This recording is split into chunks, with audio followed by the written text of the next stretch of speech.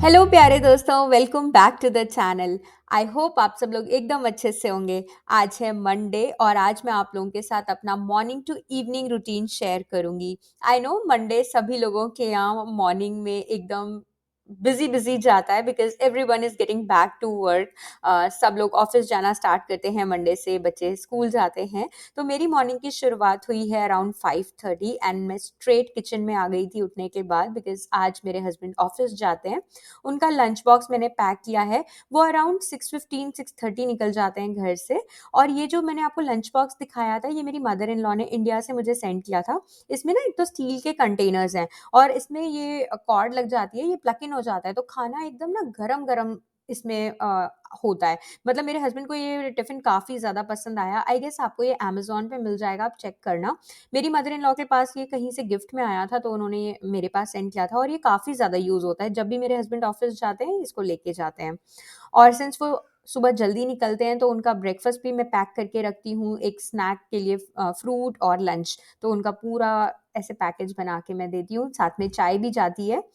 और बस अब वो निकलने वाले हैं, बच्चे अभी स्टिल सो रहे हैं। जब एक बार वो निकल जाते हैं तब फिर मेरी एक्चुअल मॉर्निंग की शुरुआत होती है। उनके लिए मैं खाना वगैरह जैसे सब्जी वगैरह होती है वो संडे शाम को बना के रखती हूँ बिकॉज सुबह सुबह इतनी जल्दी बनाना पॉसिबल नहीं होता। सुबह उठ के फ्रेश पराठा वगैरह बना दिया, नाश्ता जो होता है वो फ्रेश बन जाता है। बट हाँ, सब्जी मैं एक रात पहले बना के रख लेती हूँ। तो हेयर ही गोज एंड अभी बाहर स्टिल अंधेरा ही है।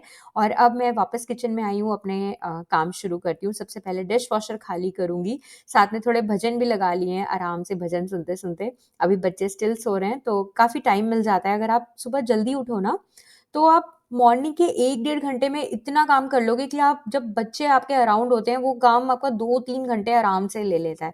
तो मुझे इसीलिए सुबह जल्दी उठना अच्छा लगता है कि जो भी मेजर काम होते हैं ना घर के, मेनली कुकिंग वगैरह, वो सब मैं सुबह सुबह खत्म कर लेती हूँ।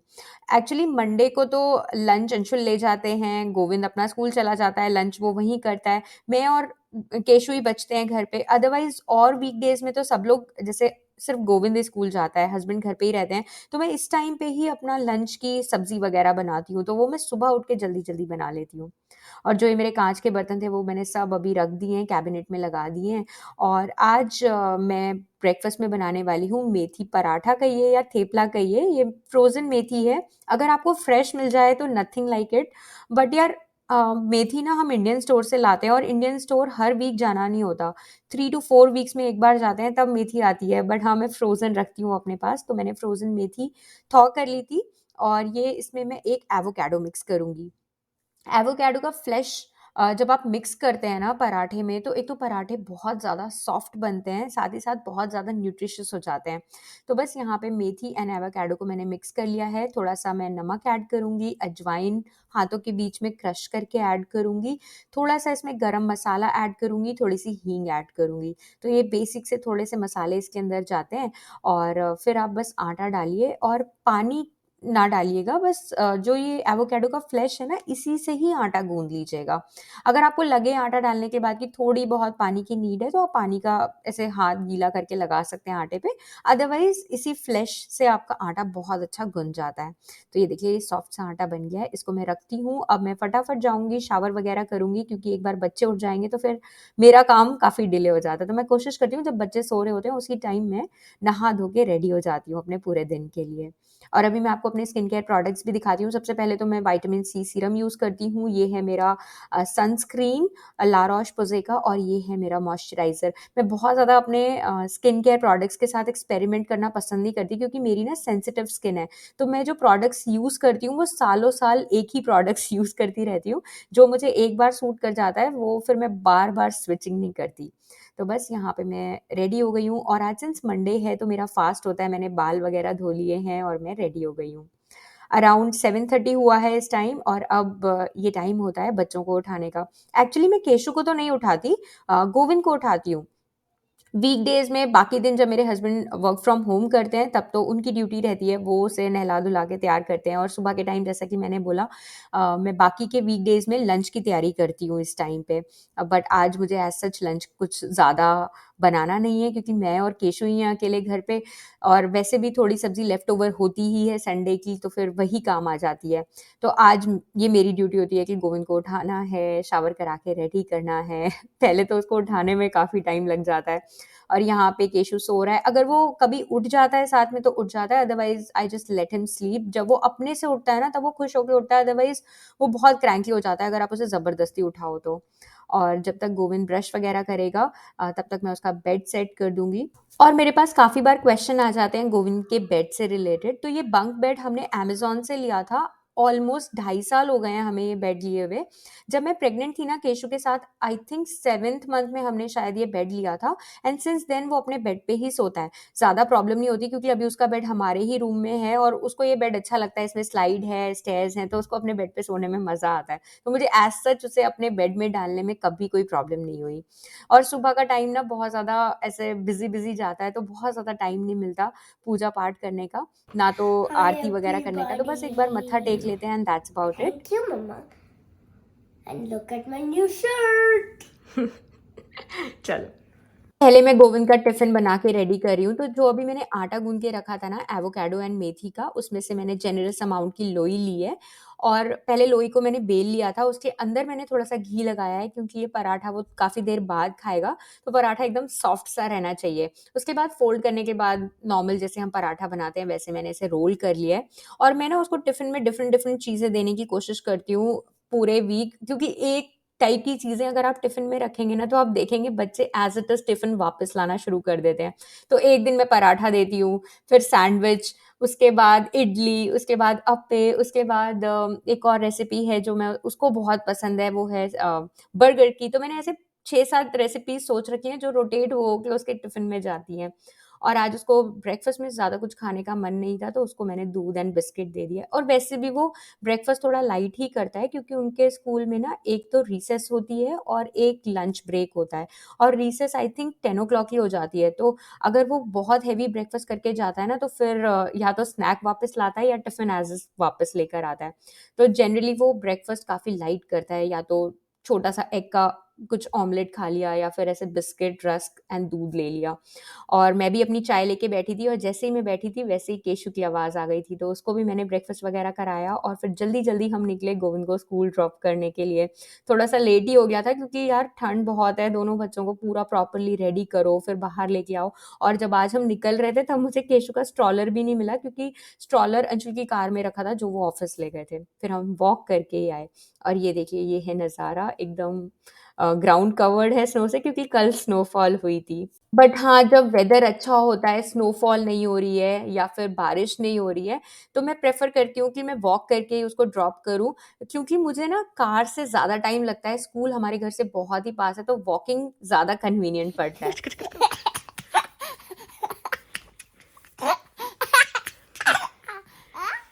हमारे घर का छोटा बदमाश, इसकी कहानी मैं आपको बताती हूँ।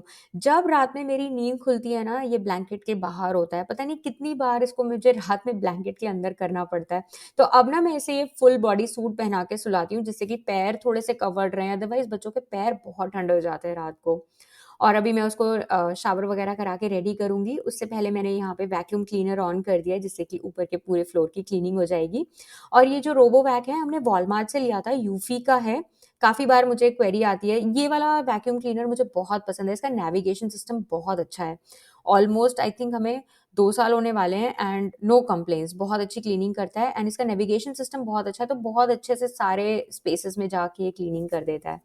तो मैंने बस आज मंडे था सोचा लगा देती हूँ क्योंकि इस फ्लोर की क्लीनिंग वीक में 1 बार होती है। आइदर वीकेंड पे हो जाती है या फिर मैं मंडे लगाती हूँ। केशु, कैट कैसे बोलती है? कैट कैसे बोलती है? अच्छा, डॉग कैसे बोलती है? ब। अच्छा, डक कैसे बोलती है? नहीं, डक डक क्वैक क्वैक कर ले। वाह, अभी करीबन 11 बजे हैं और अब घर के सारे काम खत्म हो गए हैं। मैंने मम्मी से बात भी कर लिया है आराम से बैठ के, और ये जो छोटू है ना, ये मेरे साथ ही रहता है, यही डाइनिंग एरिया में ये रहता है, और मेरा भी पूरा वर्क स्टेशन यही डाइनिंग एरिया में रहता है। तो अभी मैं अपना यूट्यूब से रिलेटेड थोड़ा काम करूँगी, उसके बाद अपना लंच की प्रिपरेशन करूँगी।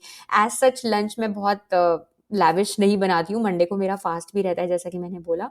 तो सिंपल सी सब्ज़ी बना रही हूँ, पनीर भुर्जी बनाऊँगी बिना प्याज़ वाली, तो थोड़े से घी में बेसिक से हींग, जीरा वगैरह ऐड करके, शिमला मिर्च, टमाटर ऐड कर दिया और थोड़ा-सा पनीर ग्रेट करके ऐड कर दिया। और जब भी आप पनीर भुर्जी बनाएँ ना, तो एंड में थोड़ा-सा दूध ज़रूर ऐड करिएगा। उससे ना पनीर भुर्जी बहुत ज़्यादा ड्राई नहीं लगती खाने में। और बस ऊपर से गरम मसाला ऐड करा था और धनिया पत्ता से इसे मैंने गार्निश कर लिया था। तो बिना प्याज़ का जो खाना होता है ना, वो बनता है। तो सिंपल सी एक सब्ज़ी बना ली है जो मैं और केशु खा लेंगे। और ये है मेरे व्रत की थाली। मैंने मूली के लच्छे बना लिए थे सैलेड में, और साथ में पनीर भुर्जी है, और जो मैंने सुबह आटा बनाया था एवोकाडो मेथी का, उससे मैंने 2 पराठे बना लिए। और केशु को भी मैंने अपनी प्लेट से ही खिला दिया था, लंच करा दिया था, और अब उसका सोने का टाइम है। अभी मैं उसे वीन ऑफ कर रही हूँ ना, तो थोड़ा-सा टाइम ज़्यादा लगता है उसे सुलाने में गोदी में लेके, बट हाँ, अभी वो अपनी आफ्टरनून नैप करेगा, सो गया है। आज उसको काफ़ी ज़्यादा कोल्ड हो रहा है, जब से सुबह से उठा है ना, वैसे ही उसकी रनी नोज़ हो रही है। तो पता नहीं यार ये क्या साइकिल चल रही है, इस बार कोल्ड कफ खत्म होने का नाम ही नहीं ले रहा। मतलब काइंड ऑफ मैं अब तो फ्रस्ट्रेट हो गई हूँ। पहले गोविंद को होता है, फिर केशु को होता है, फिर मुझे होता है, फिर अंशुल को होता है, and this cycle keeps on repeating. तो चलो अभी फ़िलहाल केशु सो गया है। आज आफ्टरनून में मेरे पास थोड़ा टाइम था। मुझे यूट्यूब से रिलेटेड कोई काम नहीं था, क्योंकि इस टाइम पे मैं अपनी वीडियो एडिटिंग वगैरह का काम करती हूँ। बहुत सारे कपड़े थे जो मुझे आयरन करने थे। सच पूछो तो ऑलमोस्ट 3-4 हफ्ते हो गए जब कपड़े इकट्ठे मैं करती जा रही हूँ, बट या प्रेस नहीं लग पाई है। ऐसा नहीं करती मैं कि हर वीक प्रेस लगाऊँ, जब अच्छे से कपड़े इकट्ठे हो जाते हैं तभी मेरे यहाँ प्रेस लगती है। तो ये इंडियन वेयर एक्चुअली हम लोग ना मेरी एक फ्रेंड के घर गए थे लोहड़ी पे, तो सभी लोग इंडियन वेयर में गए थे। फिर मैंने सारे कपड़े वॉश किए थे, तो ये सब प्रेस करने थे, तो मैंने सोचा चलो आज आयरन लगा ही ली जाए। और काफ़ी बार आप लोग पूछते हो कि मैं अपने एथनिक वेयर कैसे वॉश करती हूँ, तो दोस्तों मैं ना जो बहुत हेवी वाले होते हैं, जो ड्राई क्लीन वाले होते हैं, वो तो मैंने कभी यहाँ पे वॉश नहीं किया है, ड्राई क्लीन नहीं कराए। बट जो इस टाइप के कपड़े होते हैं ना, जैसे सिल्क वाले भी हैं जो बहुत कम वर्क वाले होते हैं, वो मैं हैंड वॉश करती हूँ। लॉन्ड्री रूम में जो ये यूटिलिटी सिंक होता है ना, उसके अंदर मैं पानी भर के 5-10 मिनट के लिए कपड़ों को सोक करके रख देती हूँ, डिटर्जेंट डाल के, और उसके बाद बस लाइटली उनको पानी से निकाल के लॉन्ड्री रूम में ही सुखा देती हूँ। तो धूप में नहीं डालती या बाहर कहीं नहीं डालती, या मशीन में भी कभी मैंने वॉश नहीं किया अपने एथनिक वेयर, अदरवाइज ना ये सारे कपड़े खराब हो जाते हैं। तो मुझे भी नहीं पता कि एग्जैक्टली तो कैसे इन्हें अच्छे से रखना चाहिए, बट ये मेरी सिंपल ट्रिक है जो मैं यूज़ करती हूँ कि हैंड वॉश कर लेती हूँ। और हाँ, एक और टिप कि ये सारे कपड़े मैं एक साथ वॉश नहीं करती। जैसे कोई कलर का कपड़ा है, कोई किसी कलर का कपड़ा है, तो एक दूसरे पे कलर ना चढ़ जाए, इसीलिए मैं, जैसे मेरा सूट है उसको पहले मैं वॉश कर दूँगी, उसके बाद और जैसे गोविंद का कुर्ता है वो वॉश कर दूँगी, तो इस तरीके से अलग-अलग करके वॉश करती हूँ। तो यहाँ पे आज बहुत सारे कपड़े थे, वो सब मैंने आयरन कर दिए गाने सुनते-सुनते, और अब मैं थोड़ी देर जाके बैठ के रिलैक्स करूँगी। ऑलमोस्ट पौने 3 बज गए हैं, अंशुल भी आने ही वाले हैं। अभी केशु स्टिल सो रहा है। वैसे तो अब डर नहीं है, क्योंकि वो ऊपर सोता है, तो उठता भी है तो बेड से उतर के आराम से आ जाता है वो नीचे, बट स्टिल हमारे रूम में बेबी मॉनिटर लगा है और आवाज़ भी आ जाती है। इतनी ज़्यादा साइलेंस रहती है यहाँ पे घर में कि मतलब लिटरली डे टाइम में जब बच्चे सो जाते हैं, जैसे केशु सो जाता है, तो मुझे घड़ी की टिक टिक भी सुनाई देती है।